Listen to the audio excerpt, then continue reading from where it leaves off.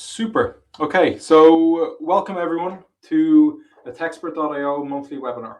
Today we'll be discussing the title of the webinar is Emission, Omission, Creating Effective Business Decarbonisation Strategies.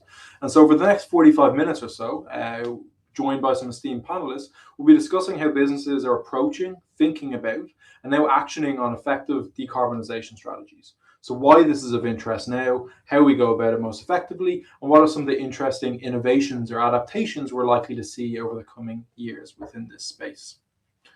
So a brief look on the agenda. So first I'll introduce and lead over for introduction to some of our panelists today. And we'll run through a brief introduction on the topic as we're going to discuss, and then we'll dive into some of the nitty-gritty questions around this space and think about what sort of topics should we be considering when we're both advising and working within businesses around the areas of decarbonisation.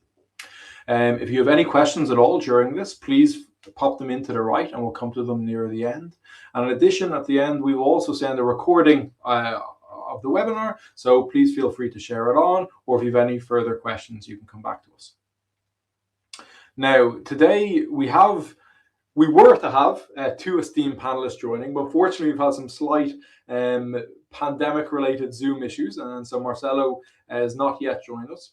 We are joined, though, by Renate Kramme, who's Head of Innovation and Radar, Ideation and Portfolio Management at Uniper. And so, Renate, if you wouldn't mind, I might ask you to introduce yourself to the group, and then we can dive into the background to the topic. Good afternoon, good evening to everybody. Thanks for inviting me, Graham, to that very interesting and very important topic. I think decarbonisation is one of the most pressing topics we have at the moment. Yeah, as you said, my name is Renate Kramme. I'm with Uniper. Uniper is an energy company. We have over 11,000 employees worldwide, and we are active in the power generation, but also in trading, but also in delivering energy services in different kinds. We as Uniper decided and went public with our decarbonisation strategy, which means that we commit ourselves that the European power generation is net zero in 2035. And with that, we were one of the first energy companies really to announce a decarbonisation goal and a decarbonisation strategy. We also announced that we will be a big player in the renewable space, but also in the hydrogen. But we are not only decarbonizing our own portfolio, but also coming up with solutions to decarbonize other sectors, like the maritime sector, like the steel sector, for instance, but also helping other customers of ours how they could decarbonize either their power supply or the scope 1 emissions, scope 2 emissions, etc. Being responsible of the head of innovation means that we constantly monitor our environment for new technologies in regards to the energy ecosystem, but also for new business models, mega trends, etc. And then we derive ideas, projects for Uniper, what we can implement as new business models. Besides that, I'm also a member of the board of Liquid Wind. Liquid Wind is a startup. They are creating facilities to produce e-methanol for the maritime sector, which means the maritime sector is quite a dirty sector right now, because most of the ships, and this not everybody knows, are really based on fossil fuels, which is quite carbon intensive. And e-methanol will be one of the methods to switch the feedstock of maritime shipping to be clean in the future and to decarbonize the maritime transportation sector. But we also have other options, but I think we will talk about that later on.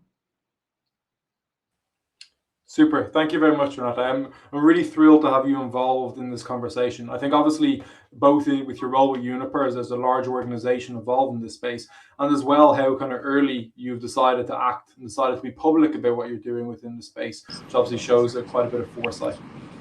I believe we also, Marcelo, do we have you connected now? Can you hear us okay?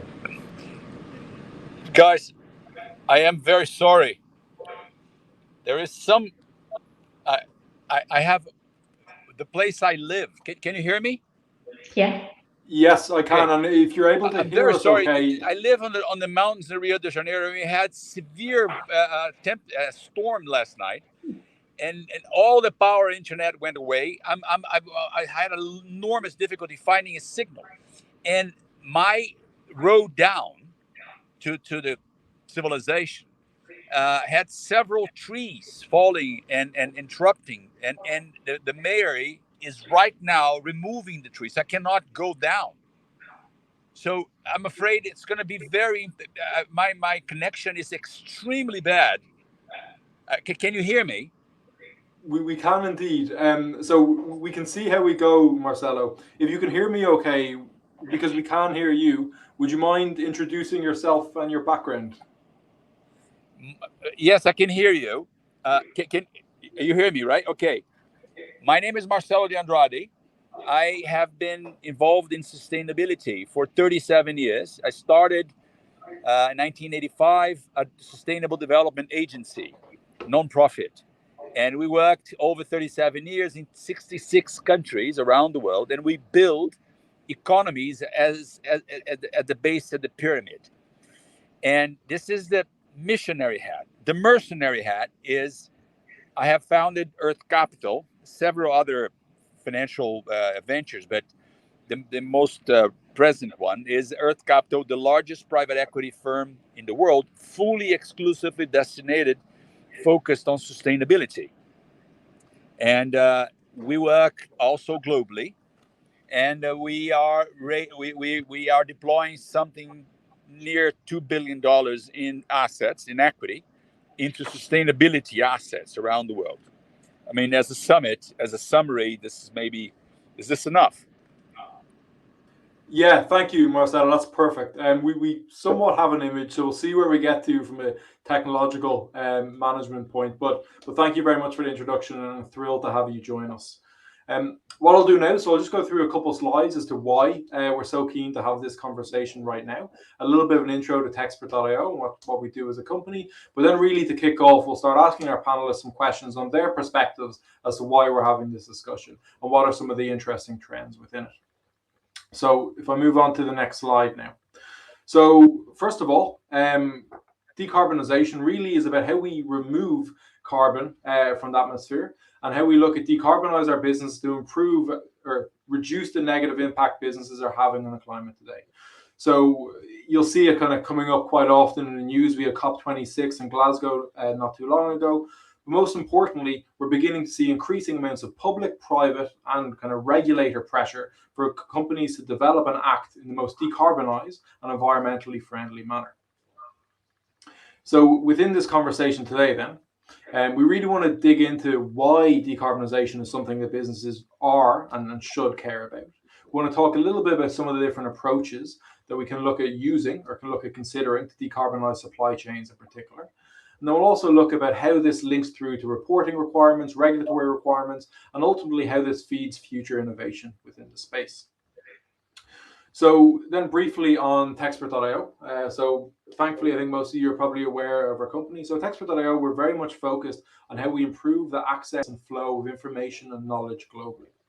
And so we support companies, investors, consultants, corporates to very quickly identify and engage with kind of data-backed world-leading experts from different topics. And so this has become particularly relevant and exciting over the last couple of years, especially in the pandemic, as we look to understand how the pandemic has changed how the business climate works. But in particular, we see a really quite rapid increasing around decarbonisation and around environmental considerations for how companies operate, are funded and grow. And so bringing those 2 points together, the excitement of the space and our focus as an organization on improving information flow, that's why we're really so excited to talk about this topic today. So what I'll do now is I will switch over to the panelist discussion. And maybe Renate, if I could begin with you. I'm interested, you've obviously been involved in this sector for a while now. And I think you've probably seen that businesses to varying degrees have looked to make commitments and get more vocally involved in how they focus and support decarbonisation. I'm interested in your perspective as to why Uniper has obviously been involved so early and kind of what triggered that, and in particular what also led to the kind of public commitments and early public commitments to your efforts within this space. Thank you for that very important question. I think the energy sector worldwide is, of course, one of the sectors with the highest greenhouse gas emissions, because basically when we somehow, all the electricity that is generated must come from somewhere. And in the past, most of the time, to generate electricity, we burned fossil fuels, being it coal, being it gas, being it oil, whatever. So this was the traditional method. And so the energy sector, the power generation sector, always was kind of aware that there are emissions, and I think the power generation sector especially felt regulatory pressure early on to change that.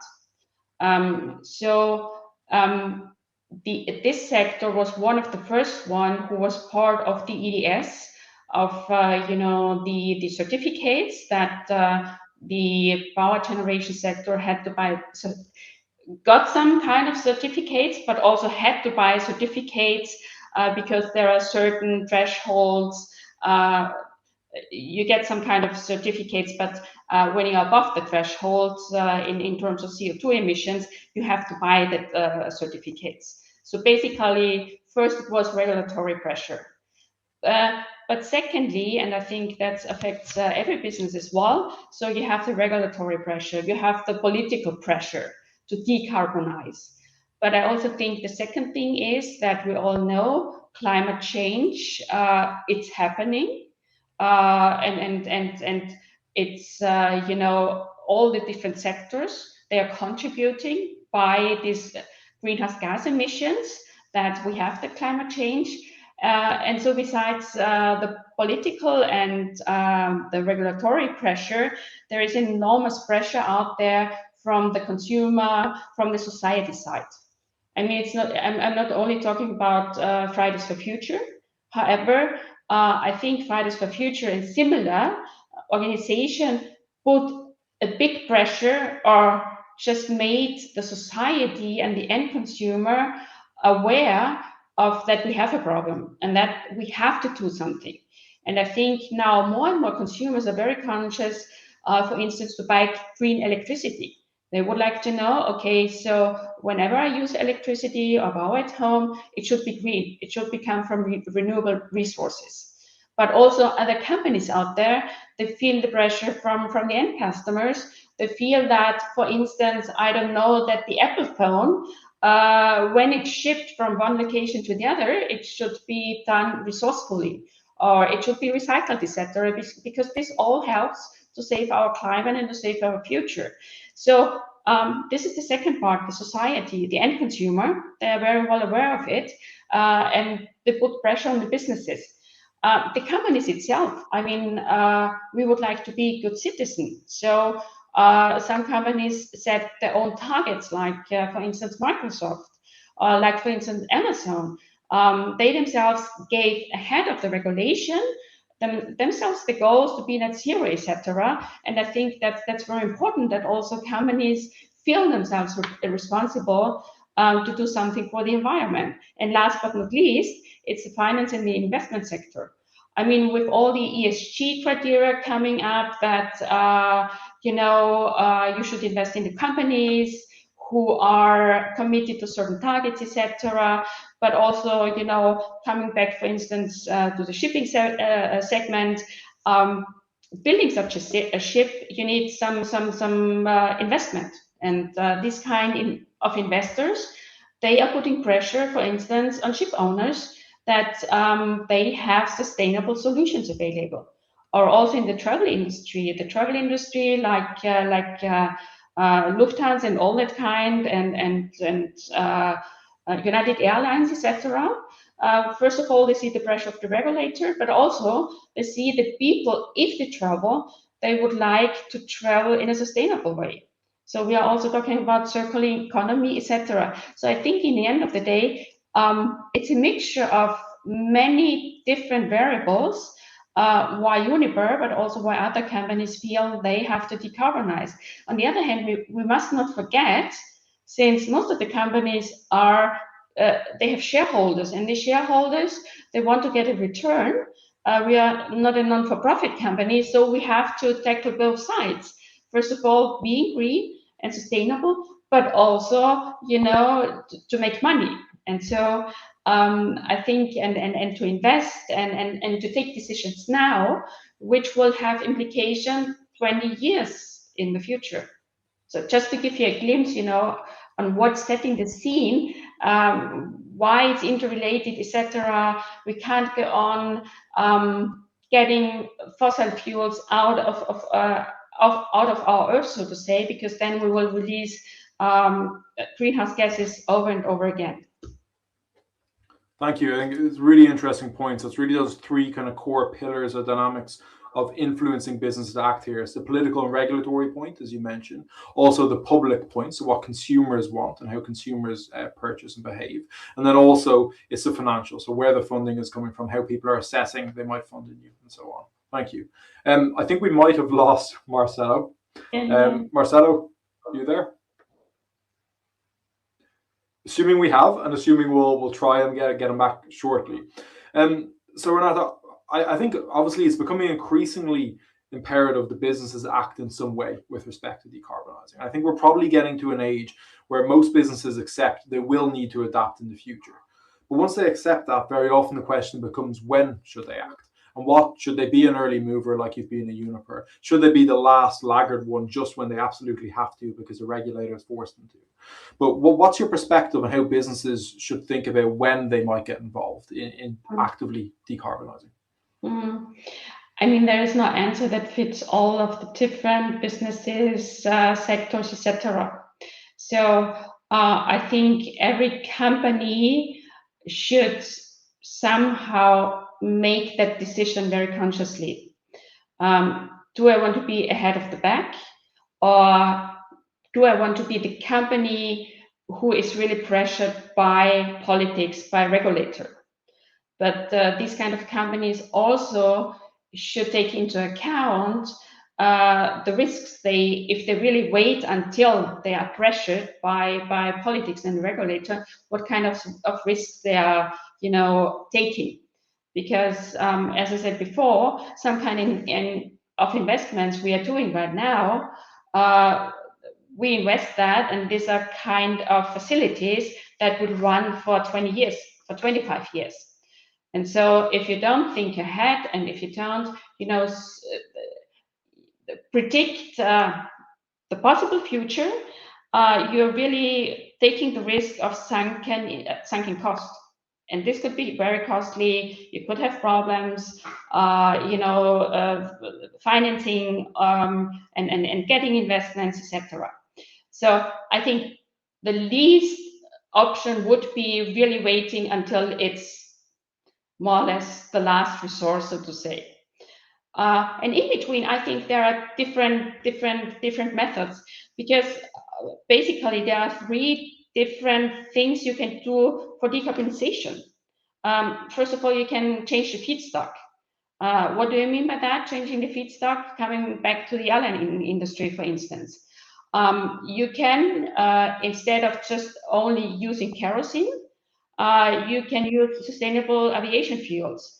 These sustainable aviation fuels are, I would say, net zero fuels. What does this mean? Because the problem is that we need the sea. The sea is basically part of our life. It's basically in many substances, in many materials we have, etc. And sustainable air fuels, here you take the CO2 emissions that are already here, and you somehow convert it into fuel again.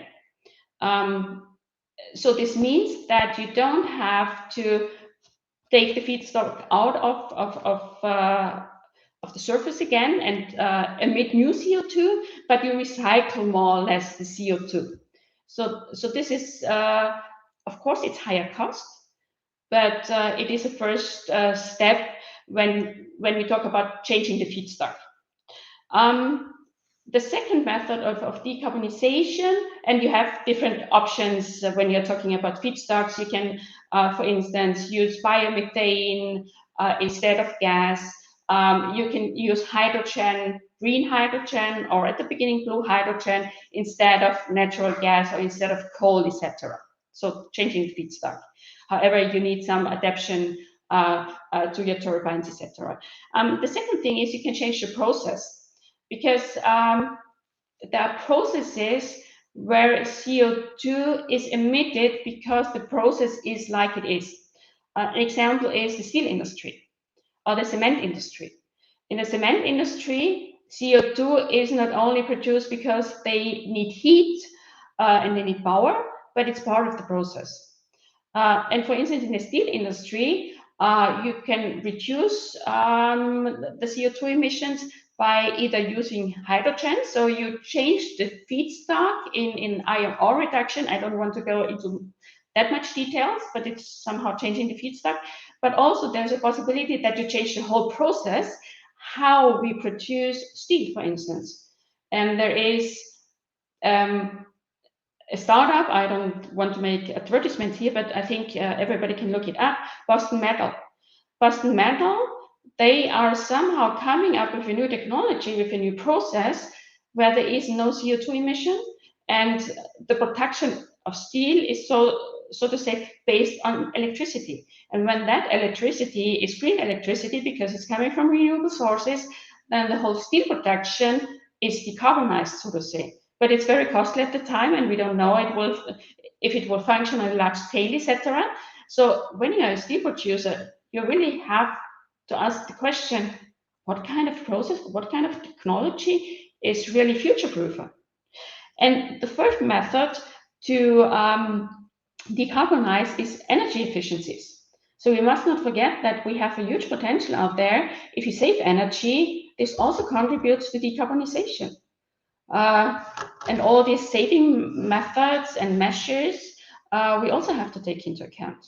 So these are basically, you know, the methods how you can decarbonize, and so every company has to ask themselves, what kind of possibilities do we have here? If you can electrify everything, then it's quite easy, because then, I say quite easy because then you just have to source green electricity. But we don't have enough green electricity right now, coming from wind, coming from solar, etc.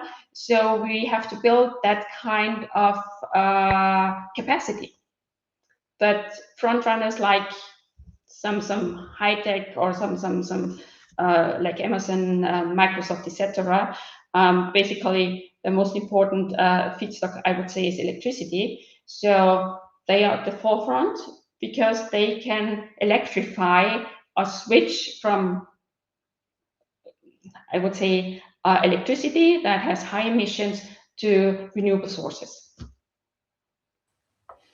Thank you. Thank you. It's really informative, and it's interesting some of the examples of companies you've quoted who have actually been able to successfully adapt their processes and achieve some of these kind of approximation of net zero, or at least decarbonization of their plans.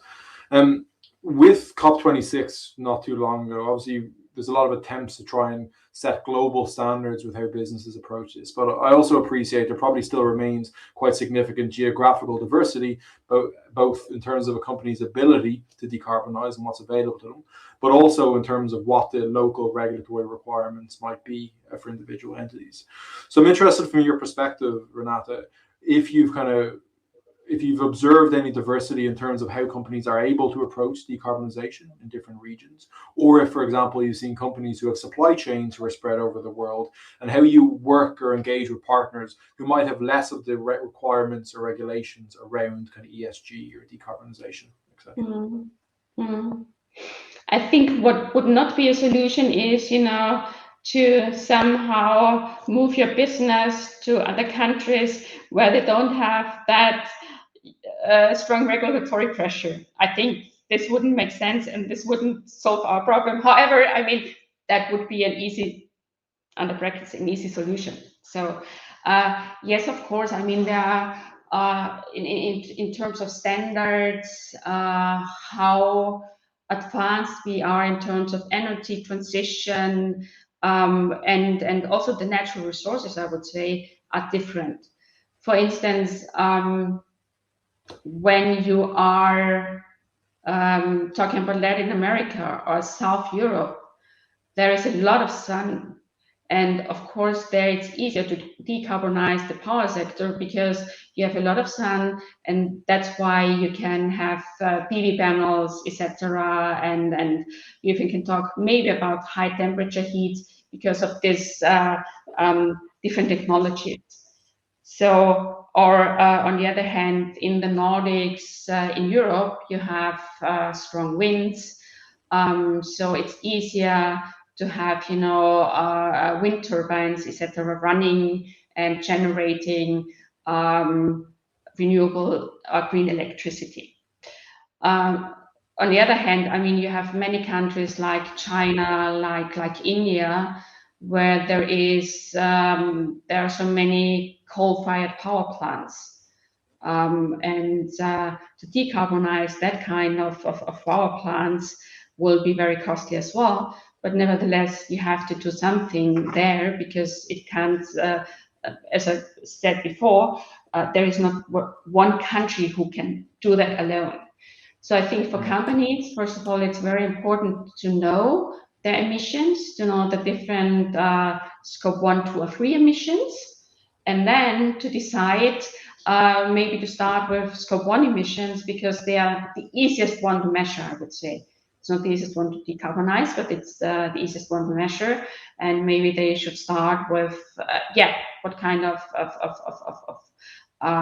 power they need, what other resources, feedstocks, etc. are they using in this regard. And then, so so first of all, as I said, it's the location. What kind of natural resources do you have at the location? Then the second thing is, you have to have an overview about your emissions, and then based on that, you can think about what to do here. I think it's very important that it's a global effort, and so I think even though COP26 is not the large breakthrough, I would say, but I think that wasn't expected. But talking about it and at least commit to the 1.5 reduction, or not the 1.5 goal. It's not reduction, but it's not that the Earth is not warming more than 1.5%. It's very important.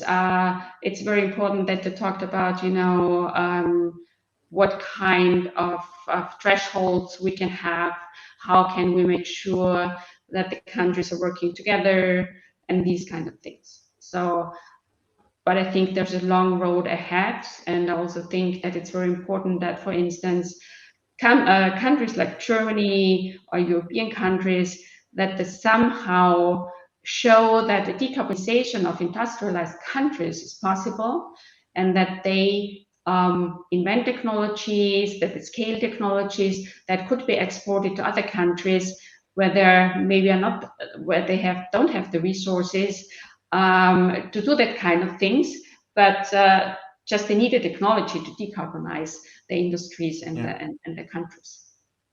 Thank you. I think it's fascinating how, as you mentioned, the strategies available to companies to decarbonize are quite diverse depending where in the world they might be located. And therefore, the ease of decarbonizing certain processes or certain supply chains, again, is different depending on your geographic location. So one area that's quite interesting is you begin to see these kind of carbon credit trading schemes as a way for, I guess, countries and businesses to an extent to purchase or purchase essentially the capacity from countries which might not be emitting to the same quantity as they are. So it's really kind of using growth and using financial incentives to kind of spread and better diversify our carbon emissions globally. So do you have a perspective on kind of use of such kind of incentive schemes or economic schemes such as these as a way to decarbonize relative to actually investing and finding new innovations that help us do it more effectively? I think we should take all the measures and all the possibilities we have to decarbonize. So we shouldn't rule out any mechanism we see. However, we should be very carefully, because sometimes it's very hard to foresee what kind of side effects, I would say, these kind of trade-offs of certificates, etc., all these mechanisms have. Because sometimes we see that they even might inhibit the decarbonization because either they are too complicated or they don't incentivize the decarbonization of certain sectors. So it's not that easy to do that. And so we should be very open and really think about how we could cooperate to not run into the problem of carbon leakage, for instance, etc. So we have to find somehow a worldwide system to balance the efforts. Okay, so as well as kind of diversity of solutions, diversity of like mechanisms and tools we use to work towards decarbonization. Something I'm also fascinated in your perspective on, Renate. So obviously you focus around innovation scouting within these spaces as well, and you look at quite a lot of kind of earlier stage innovations about how companies are adapting and building solutions within this space. So if we could kind of get a little bit of your insight or thoughts there, what excites you about the space? What new potential frontier innovations are we likely to be talking about in 10 years' time around this topic that maybe less so are as prevalent right now? First of all, I think we will see a lot about to increase the efficiency of solar. To really, so already read a lot about that we can produce power even when the sun is not shining that much. Then we can, somehow, I don't know how it will work, that you also can generate power with PV and solar, even when it's quite dark outside. So, so this would be, one thing that is very exciting, but also which is not so much technological, but that we will find the combination of different kind of renewable power production, electricity production, for instance, to combine PV, wind, floating solar, really to think, and batteries, really to think, how could an integrated system, which wasn't done before, really be integrated to use all kinds of things. A second thing I really like is fusion. I mean, if we really are able, that fusion technology will be stable and will be safe and will be, that the efficiency rate is very high, because at the moment it's quite costly to have that stable, I would say, environment that the fusion is really could be really done, so to say. But if that works, this will be a very clean source of power in the future. So this is one thing. One thing, like I said, we will see technology that will help us to think processes totally different, and this will also help, like always, because I really find it fascinating, Boston Metal, for instance, or there are also methodologies out there. Now, when we are talking, for instance, about green hydrogen, now we need green electricity, then we have an electrolyzer, and then we produce whatever. And So it means that we need a lot of power, and the efficiency rate is around 40–50%, the most, which means we have more inputs than we will get output. And there are technologies where I would say the electrolyzer is already integrated in the solar panel, which increases the efficiency rate to 60–65% or even higher. It doesn't work on a large scale, but it's working on a small scale already. And that's very exciting because this is totally new. Or another thing which is very, very exciting is, I don't know if you have ever heard about Desert Tech. This was the huge project where a lot of companies think producing energy in the Sahara will be a great idea. It didn't work out, and now companies are rethinking that and thinking maybe there is a way to do that. Why am I mentioning that?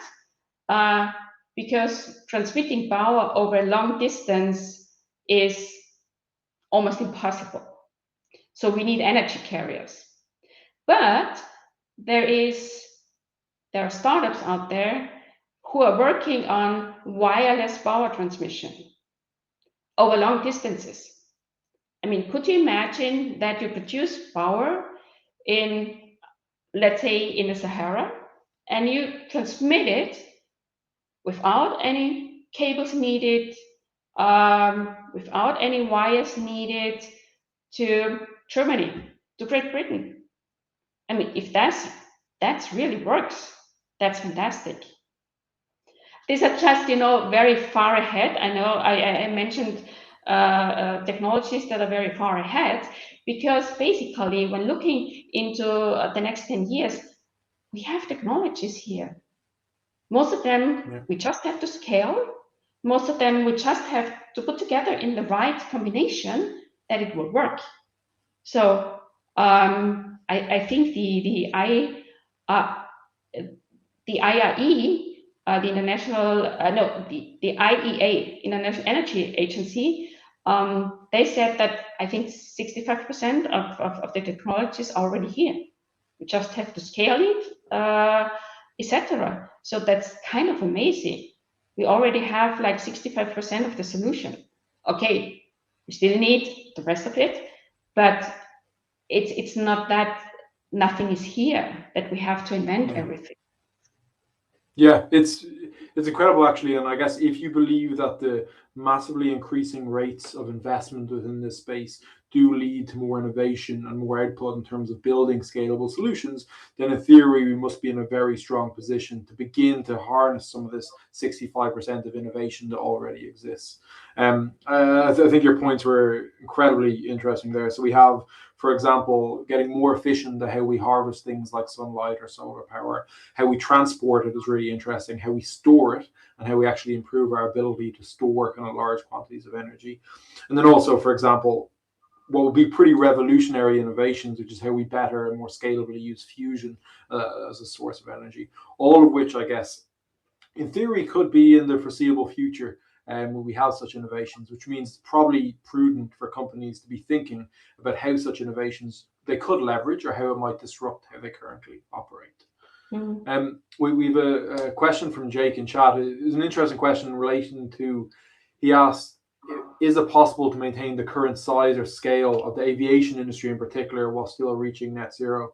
And I think a question around that is really how you balance the capitalism's need for unrelenting growth alongside obviously the goal to both protect our environment and create a more sustainable future. So I don't know if you have a perspective on how industries have or could balance that need for growth above all else alongside our kind of environmental commitments. I think it's the question about the time frame we are talking about.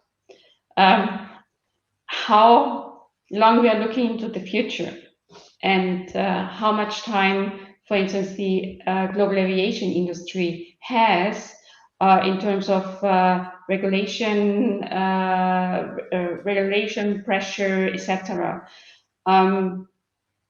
Being very positive in terms of our future, and very positive that we will be able, and we have the technologies, etc. I think In the far ahead future, yes, the global aviation industry will be able to scale. I think it also might be the size of the industry might be even bigger than it is now. In the meantime, for me, the question is, how much is the end consumer willing to pay? Because sustainable aviation fuel is very expensive right now. Besides that, we don't have enough capacity, but it's always a chicken and egg problem. Do we produce first and then the others buy, or is it the other way around? So I think there might be that the aviation industry, if the pressure is too high and nobody is willing to pay, then it might be shrink a little bit. But overall, I think when we have sustainable aviation fuels, when we are talking about electrifying, because there are already planes out there who have a reach of 800 kilometers and they fly with batteries. So it is possible. It's not scaled yet. It's not, we need some time, but also probably fuel cell airplanes. So we have kind of solutions out there. It's costly, yes, and it's a question of how much further we look ahead in the future. Yeah, thank you. So it's not really only a commitment from the business, it needs to be a commitment from the consumer as well. And I think on the aviation industry, I would imagine that a consumer of Lufthansa or British Airways might have a different perspective versus a consumer of Ryanair, for example. And so how different companies are able to accommodate such changes in the name of decarbonisation, I guess, might depend a little bit on their own individual customer basis as well. And I also think it's very important that, for instance, not the EU is just putting, some regulatory measures in place, but that all the countries work together in this regard, because otherwise, for instance, it will be very difficult for